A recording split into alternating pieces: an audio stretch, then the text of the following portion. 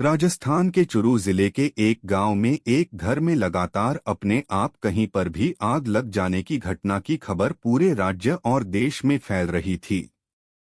दूर दूर से लोग इस घटना को देखने आने लगे थे और कई बार तो लोगों के सामने ही घर में कहीं पर भी आग लग रही थी। पूरे गांव के लोग बहुत डरे हुए थे। घर के मालिक भूप सिंह का रो रो कर बुरा हाल था और वह सबको बता रहा था कि मेरे घर में किसी बुरी आत्मा का साया है। कुछ दिन पहले की भूप सिंह की दादी का देहांत हुआ था और वो कह रहा था कि उसकी दादी का देहांत भी उसी आत्मा ने किया है। इस घटना की खबर पुलिस को लगी तो पुलिस भी वहां गई, लेकिन भूप सिंह की आत्मा वाली बातों को सुनकर पुलिस वापस चली गई। भूप सिंह के दो छोटे बच्चे थे।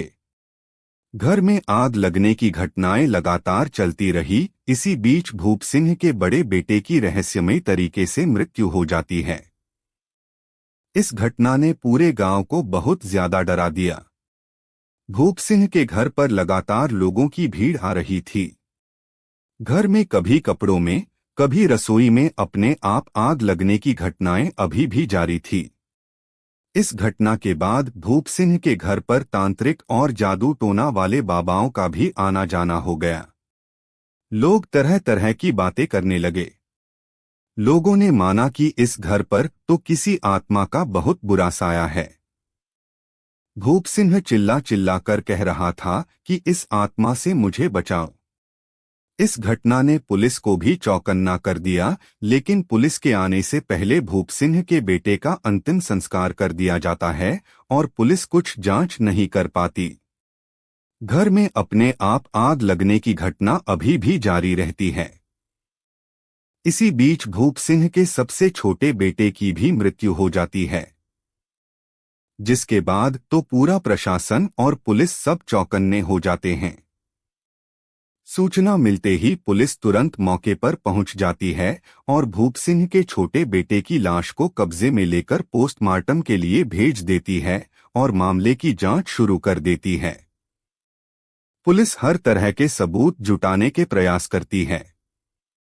तभी भूप सिंह के बेटे की पोस्टमार्टम रिपोर्ट आ जाती है और उसके शरीर में किसी विशेष प्रकार की ड्रग के अवशेष पाए जाते हैं।